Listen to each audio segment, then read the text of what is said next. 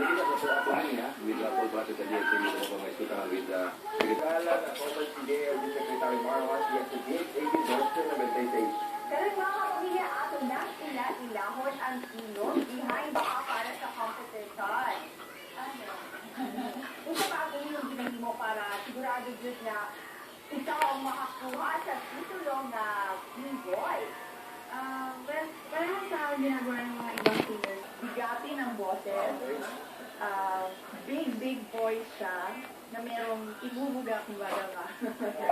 Alam mo din na ang Valentine's Day. Yung sabay mong favorite na kanta, karong